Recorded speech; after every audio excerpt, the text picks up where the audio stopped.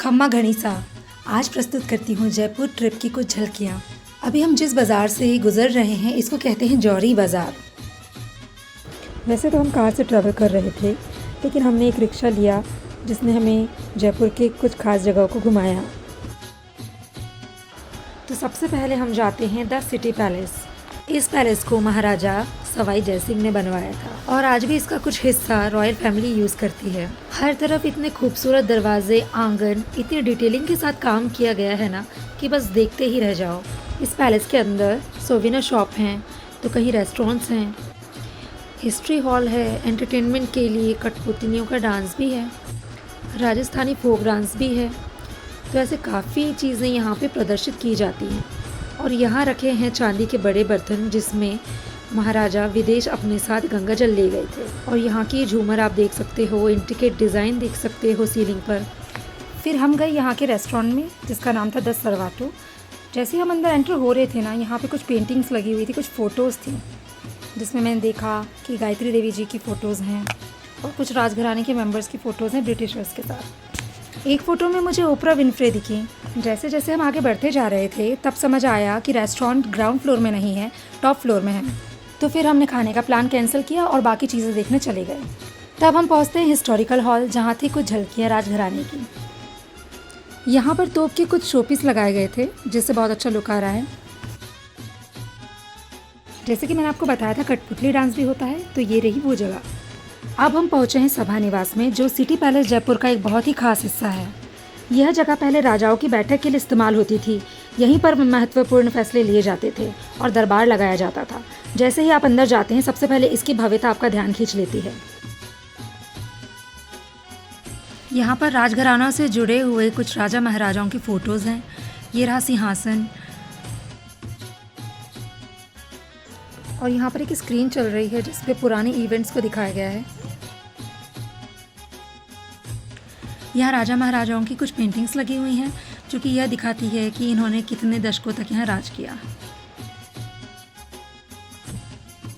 राजा महाराजाओं के फ़ोटो के साथ उनसे जुड़े हुए चीज़ों की भी यहाँ प्रदर्शित किए जाते हैं। यहाँ पर राजा रानियों की पोशाक को भी प्रदर्शित किया गया है। उस ज़माने में किस तरीके की तलवार उपयोग की जाती थी इसको भी प्रदर्शित किया गया है, जिनमें सबके नाम भी लिखे हुए हैं। ये पोशाक कितने रॉयल लग रहे हैं आप देख सकते हो। राजघराने के लोग किस तरीके की पोशाक पहनते हैं यहाँ दिखाया गया है। वहाँ जाने पर एक एक चीज़ अपनी आंखों के सामने देखने पर ही समझ आएगी। बाकी जितना मुझसे वीडियो बन सका है मैंने बनाया है, पर यहाँ बारीकी से काफ़ी चीज़ें लिखी हुई हैं तो उतना आपको समझ नहीं आएगा।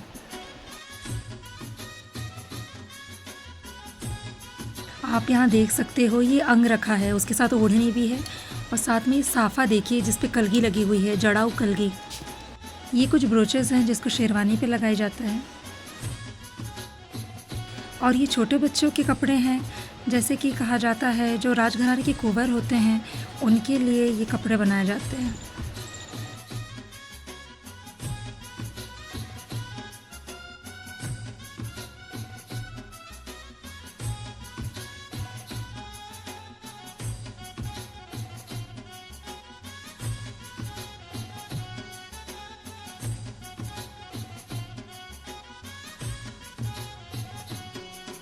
ये उस ज़माने के वाद्य यंत्र हैं। ये कुछ नगाड़े की तरह दिख रहा है।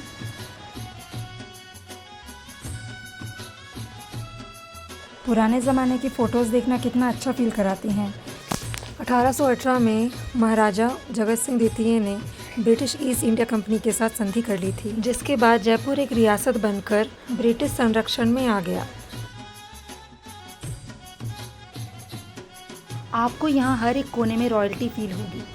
यहाँ पे हर एक चीज़ स्टोरी टेलिंग की तरह प्रदर्शित की गई है। अगर आप इंडियन हिस्ट्री की तरफ इंटरेस्ट रखते हैं तो आपको एक बार ज़रूर विज़िट करना चाहिए। आई होप कि मेरी आपको ये वीडियो पसंद आई होगी।